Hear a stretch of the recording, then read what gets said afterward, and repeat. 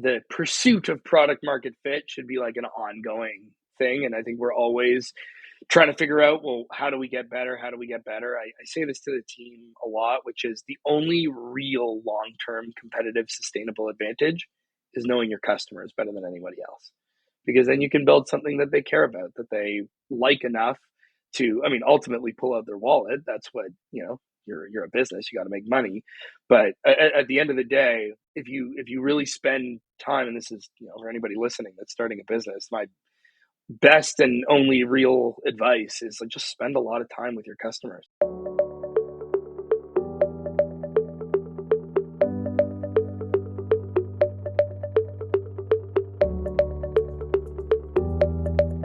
I'm Mike Pincus, co-founder at Connect CPA and your host at GrowthTales.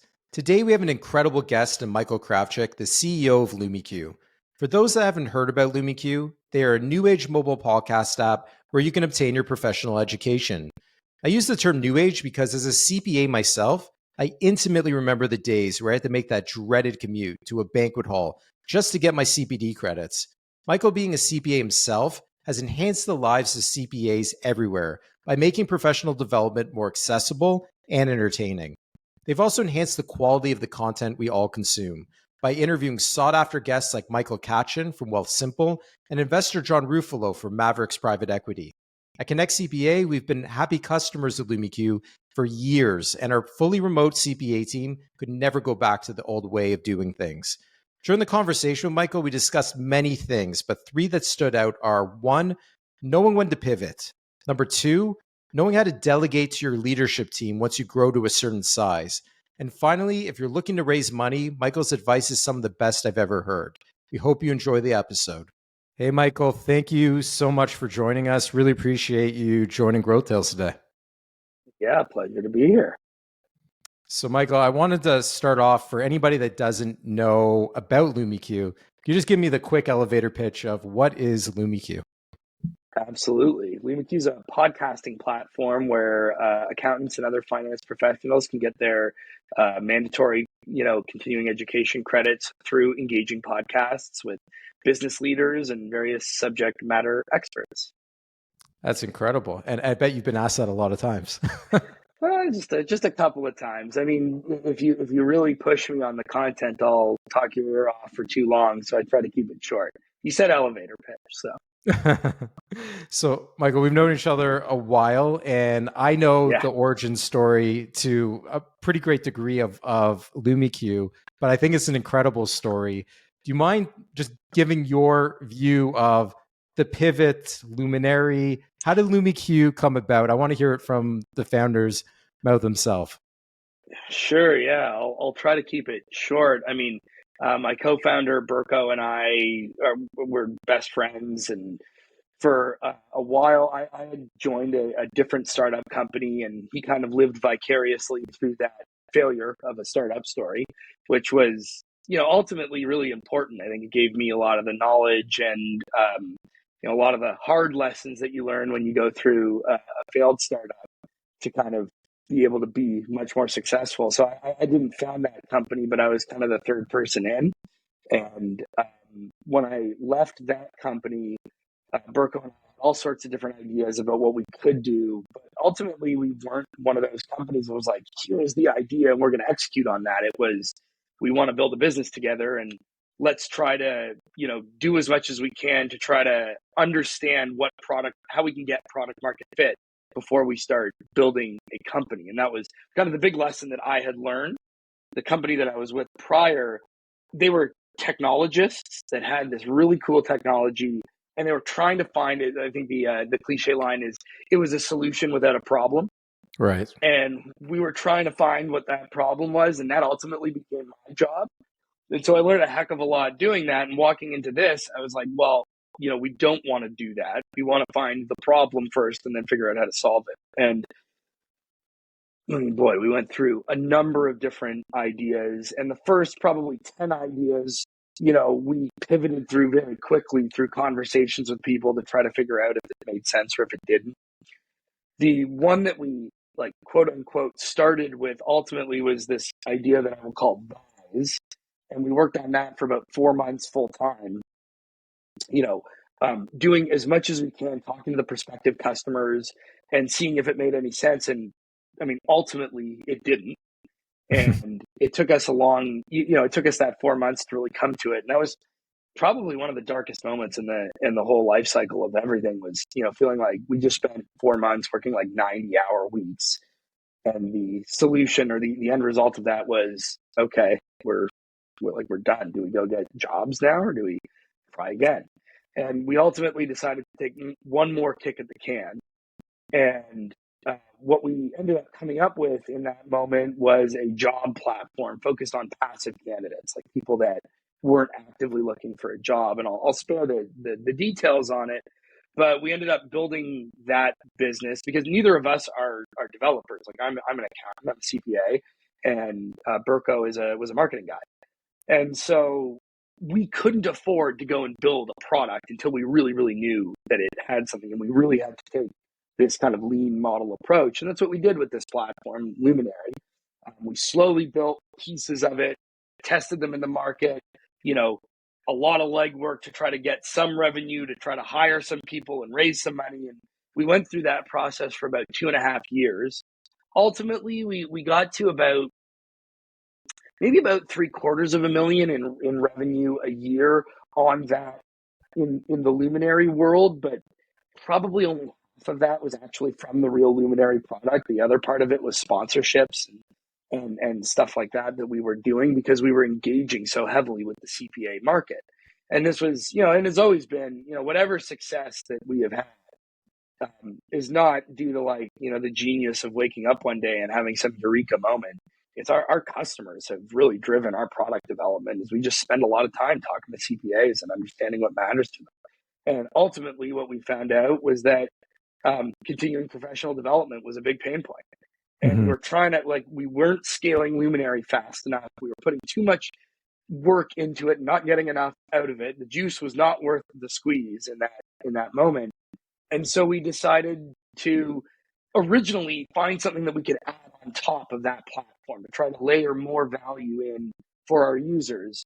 And that was when we came up with the concept of LumiQ, which was solving this CPD or CPE problem through podcasts. And as soon as we launched the alpha of LumiQ, it was blatantly obvious to us that this was a way better product than anything we had built before.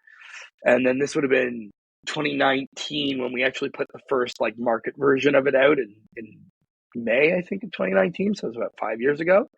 And I remember we went to our first pitch, and I have to thank the folks at CBRE because they were our first pitch, our first opportunity to walk into a room and to sell people on this product that we had built. And we brought in a bunch of pizza and we pitched them the product, and in 20 minutes we made a $20,000 deal. And they're still a client today. And when you compared that to spending, God, I don't even remember how much time it would take us to close an $800 deal that was non-recurring in our old business model, it was just immediately obvious to us that this was really, really wonderful. The product market fit was there, even though the product was still in a super early stage. And so by the end of 2019, we had dropped everything else and we were fully focused on LumiQ. And that was what, of course, we named the CPD or CPE product that we had built, because originally it was supposed to be part of Luminary. That's the Lumi part of it. And then, the rest was just building LumiQ.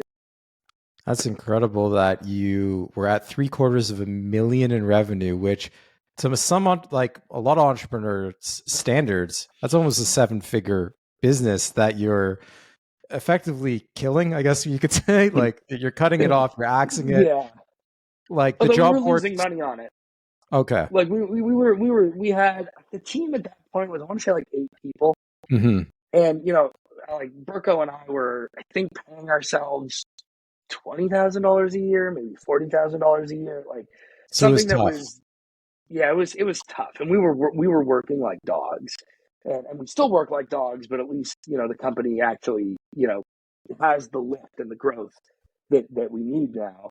But we just couldn't see the future of that company. So don't get me wrong, it was a really hard decision.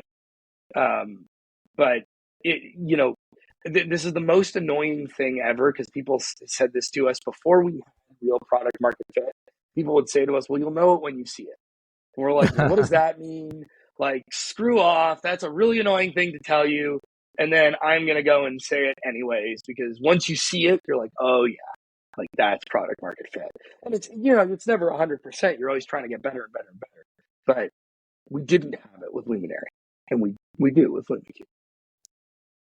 And you, as you said, you saw it. Like when you know it, you know it. I guess it's hard to hear when you're struggling, Yeah. paying yourself $20,000 a year. It's hard to know if it's going to come. So Yeah.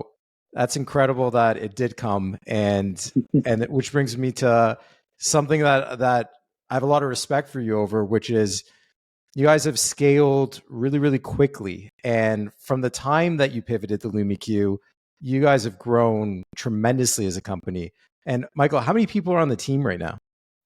So right now we are about 72, Wow. and we, expect hopefully to kind of get closer to that triple digit by the end of the year. So it's been a quick, it's funny, those first 3 years felt like so long and Mm-hmm. painstakingly horrible. I mean, amazing in different ways, but horrible in other ways because it wasn't growing the way that we wanted. And the past 5 years have just been, it's like, slow and fast at the same time. It's weird to look back on it and be like, oh yeah, like this is a real company now. It didn't feel like it for a really long time. So finding product market fit was obviously that was a struggle, took a while, and that was a tough part. But now you found product market fit. What are the struggles or some of the challenges that you didn't just find product market fit? You grew very, very quickly in terms Yeah, of year to year growth.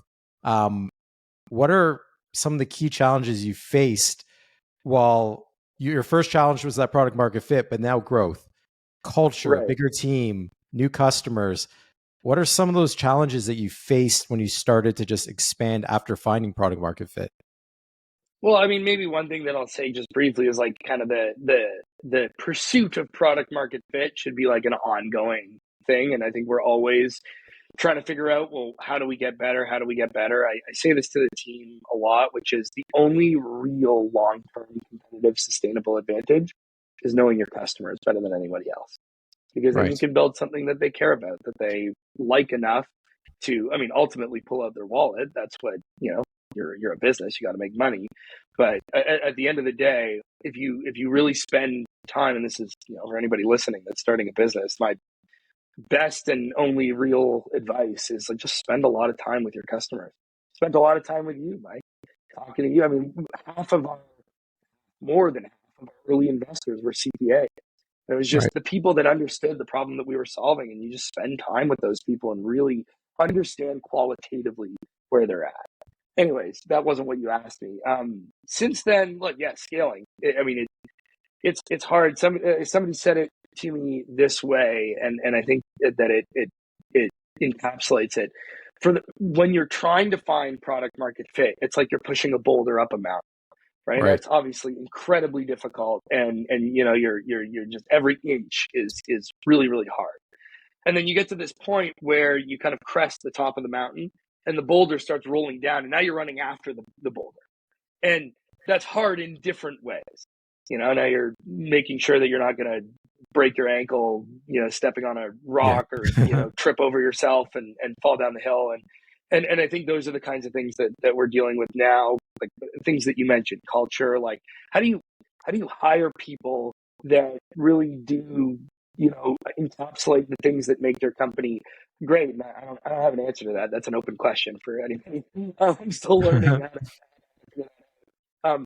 One of the things that is I found particularly challenging is most of the people that got you there are really great, like scrappy people, and that's like me too. Like I'm not really like a process person as much as I am an Right. accountant. That wasn't. I just spent so long habituating myself to just doing anything, however you could get it done. Good enough is good enough, kind of thing. And you get to this point where you actually have to build scalable processes and get people to follow those processes and be attentive to how you're communicating that. When you have 10 people, communication is easy. Once I found it was about 50 people.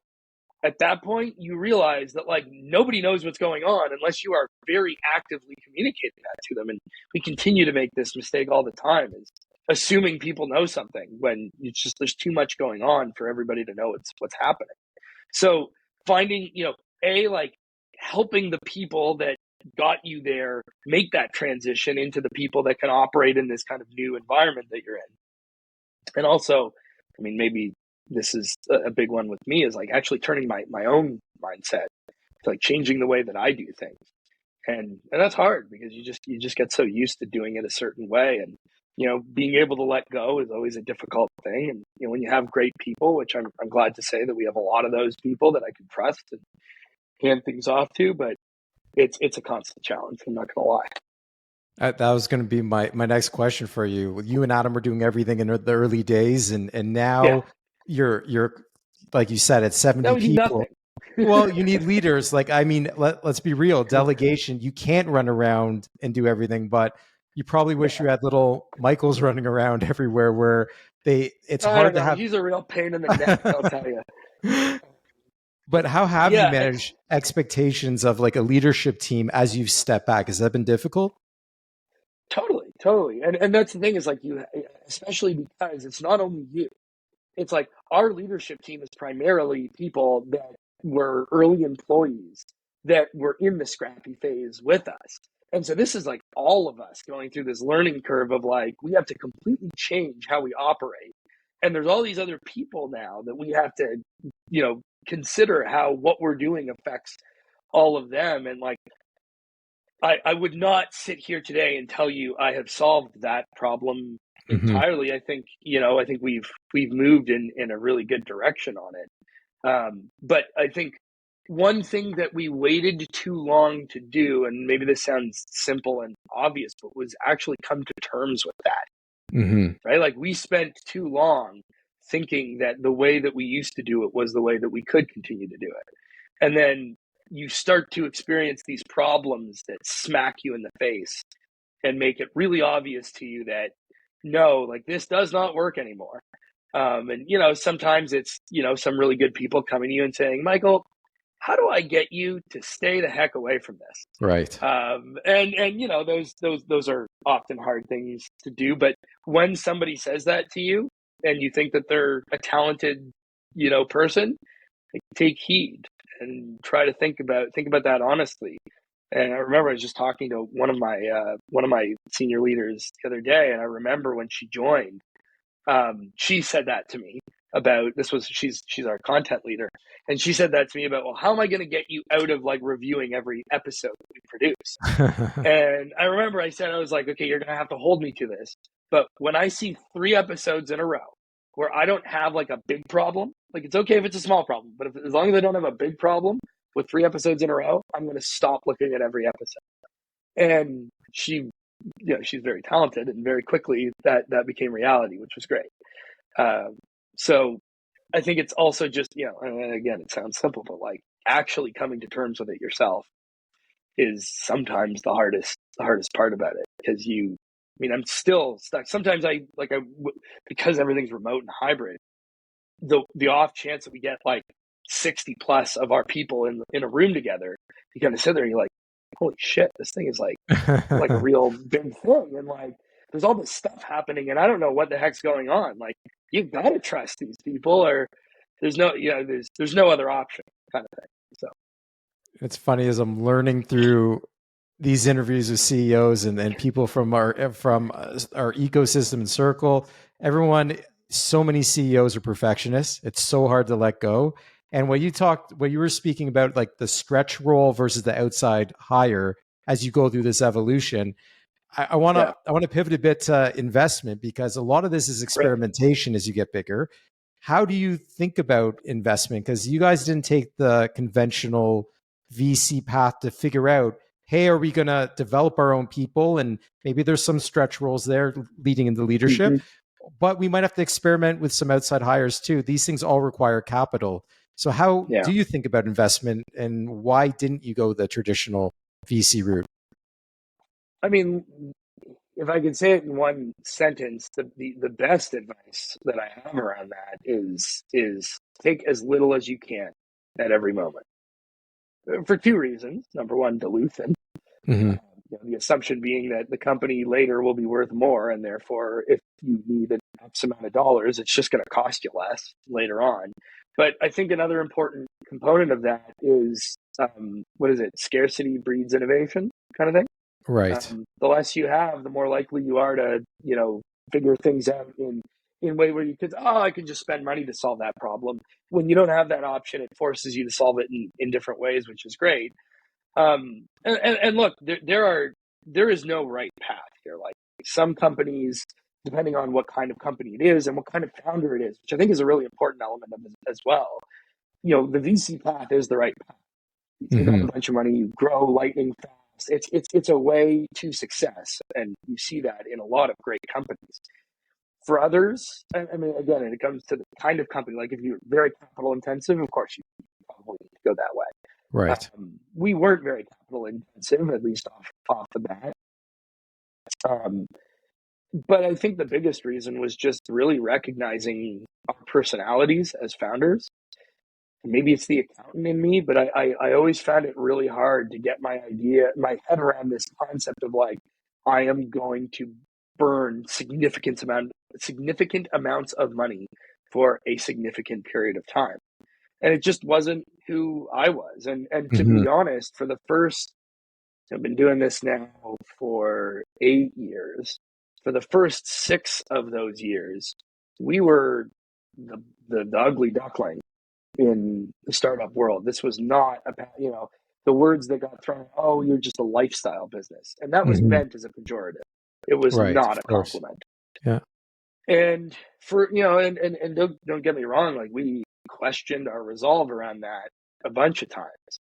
Hmm. But looking back on it, I think it was just that we had to be true to who we were as founders. And, again, there's lots of great companies to be built the other path, and there's lots of great companies to be built with this path. And really understanding how do you want to run the business.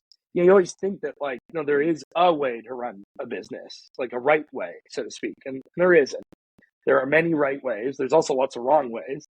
But you got to pick a way that speaks to who you are. It's like, if it's just like culture, frankly. I mean, it's a part of culture, right? Like part of our culture is scrappiness. My CTO, even to this day, he fights me when I'm like, you have to go hire somebody. He's like, no, I don't. And I love him all the more for it, right?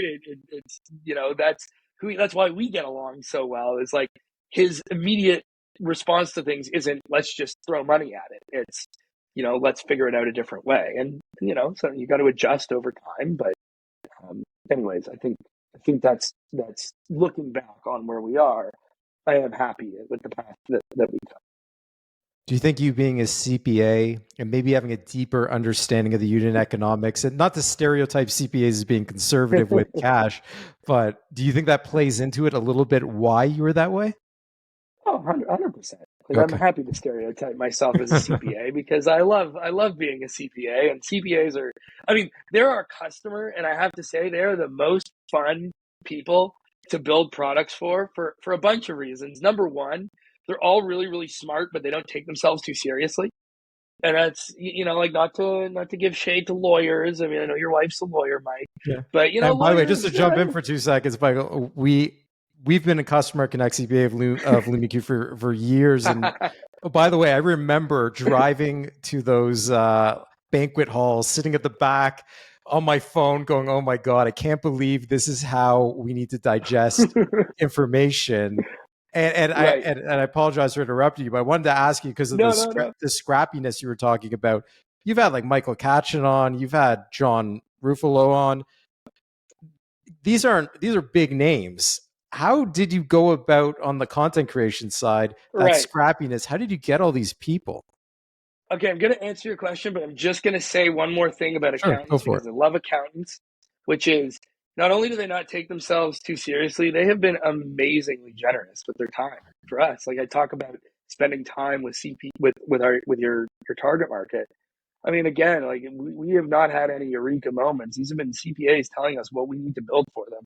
And that's why they're so awesome, is that they're actually willing and they're thoughtful. They'll like sit there and give us real great feedback. Like that's what drives everything that we've done. And so, again, but the not taking themselves too seriously thing is fun, because then we get to make silly jokes about being an accountant. So anyways, I'm very proud of my CPA heritage. To answer your question, I mean, with Mike Katchen, it's to be honest, I rigged the deck on that one. We were best friends growing up and lived on the same street. So Wow. that one I didn't I didn't have to try too hard for. I mean, John Ruffalo, just to use that example that you brought up, I mean, he's a wonderful guy. I remember I reached out to him and I asked him, I just reached out to him out of the blue and I asked him for some advice on, this was like not even to be a guest on LumiQ at the time. And he said, I always give people one chance. And Wow. as long as like I will give them a first chance. And if they waste my time, or if they're, if they do something untoward or whatever, then that's it. That's their chance. But I mean, he's an insanely inspirational guy in a lot of different ways. And, we did a, quite frankly, a heart-wrenching podcast with him about I listened to it. his It's cycling incredible. accident. And just, I mean, I cannot put into words how much respect, admiration I have for him. But the answer to your question more broadly is, I have one word: shamelessness. Just ask. Just ask, and you're going to get a lot of no's. It's like a sales pipeline. Like I in the early days, especially, like now it's easier once you have great people like that Right. other people want to be on a podcast, that those great people. I mean, we've had the CEO of Nike, John Donahoe, and the inventor of Amazon Alexa, William Tunstall Peto, who actually is an investor of ours, and like all sorts of just truly incredible people. But like, I mean, we had the former CEO of Ticketmaster on the podcast. I just sent him a LinkedIn message. I was like, Wow. hey, like, would you be open to doing this? And I mean, by the way, he's an absolutely hilarious person, and listening to that podcast is worth every minute of your time, because he's just a businessman from a different era than Right. we are Right. used to, and he built an astonishing company. Just wild what he did with Ticketmaster. Even though as a music fan, sometimes I get mad at all the fees. I appreciate very much what You he did as a understand the business business person. model. Yeah. Now after he's explained it all to me, it's like, wow, this is incredible. But yeah, shamelessness. Like, just ask. Like, what's the worst that can happen? My favorite example of this is Jim Balsillie. Jim Balsillie was speaking at an event with John Ruffalo, actually. And I was at this event. It was at Deloitte. And I came up afterwards and I told them very quickly what we did. And I said, and this was actually before LumiQ, we were doing live sessions, Right. in front of people, in front of a live audience. And I asked Jim if he's a CPA. And I was like, would you come and speak at this event in front of CPAs? And he's like, no.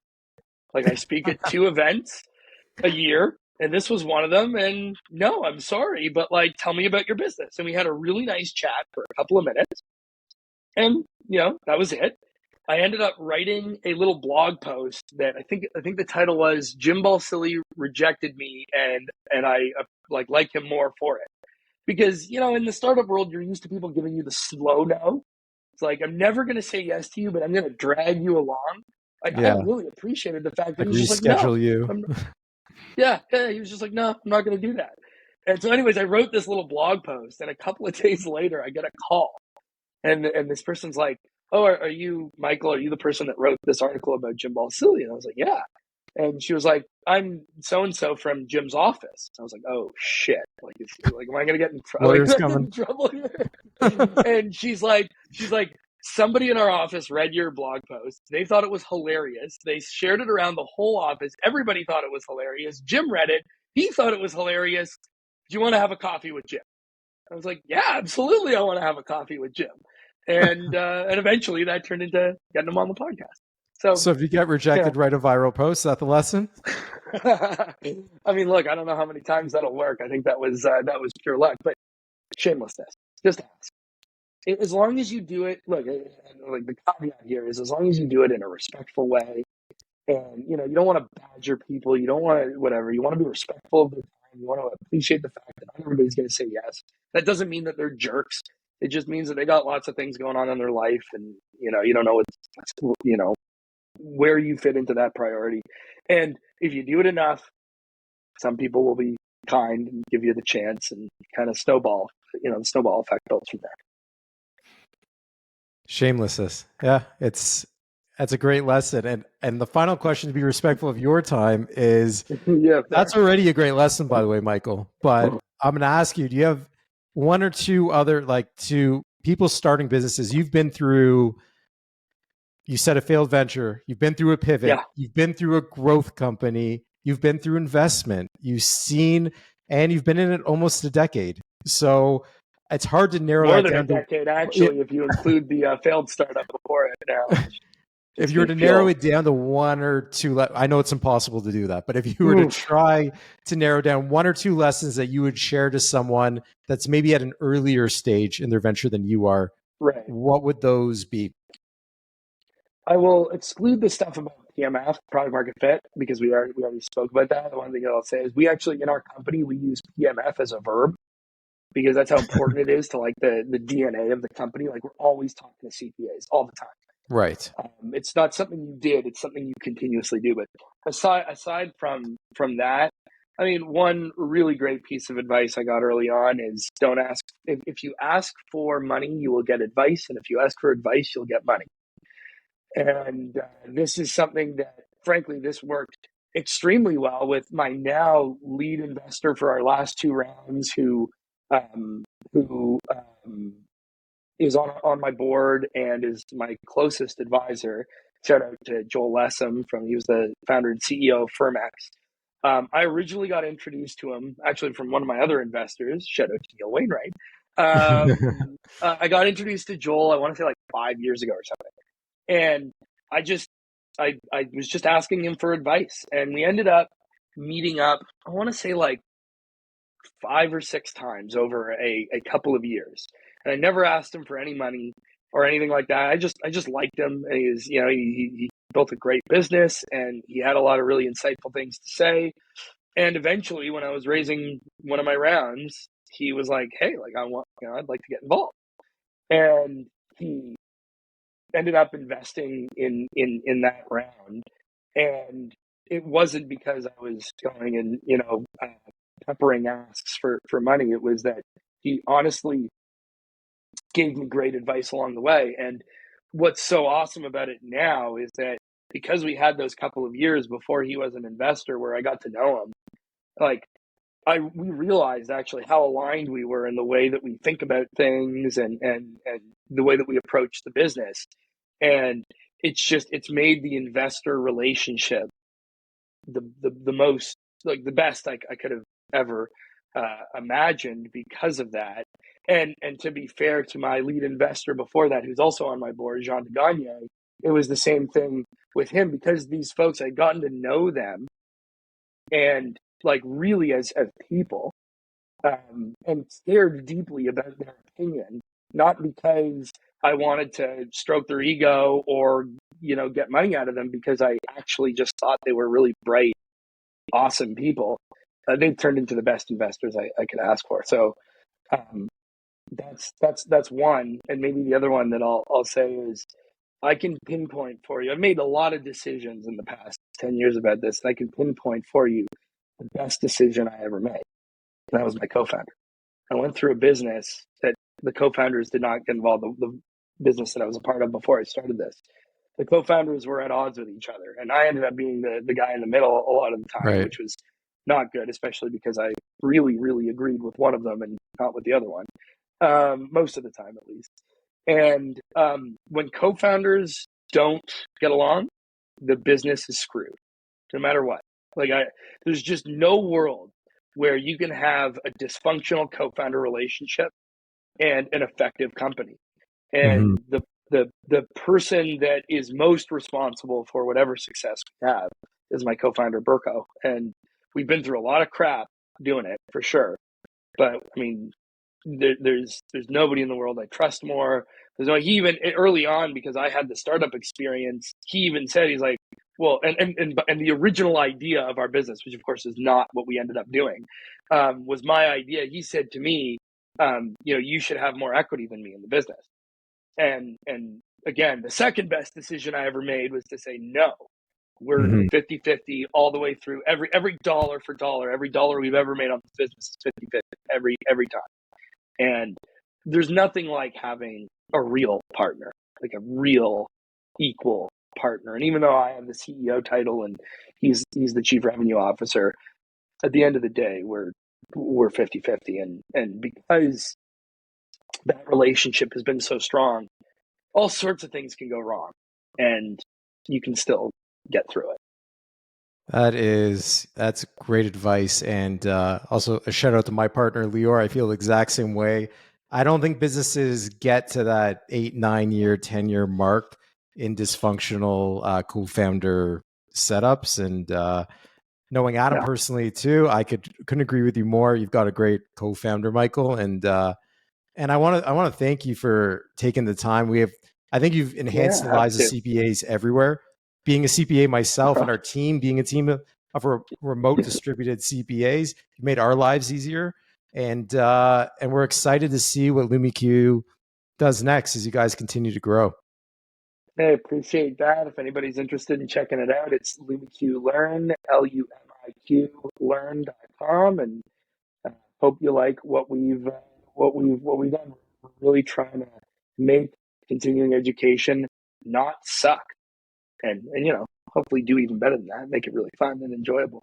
But that's our mission. I can tell you, if you ask anybody at our company, say what's the mission of LumiQ, they will say make professional education enjoyable. Those 4 words. That's everything we do, and it's a lot of fun doing it because it's a really cool way to impact people. So yeah, you guys have built the ultimate content machine because, like, honestly, all the podcasts are engaging. I listen to my car every single time I go anywhere, and I think every CPA should be using LumiQ because just the cost to the company of driving to these banquet halls and stuff. It's just like there's a new way, a better way, and you guys have really perfected that. And congrats on all the success up until now, Michael. Thanks, man. I appreciate it, and I appreciate all the support over the many years. So awesome. Yeah. Thanks so much.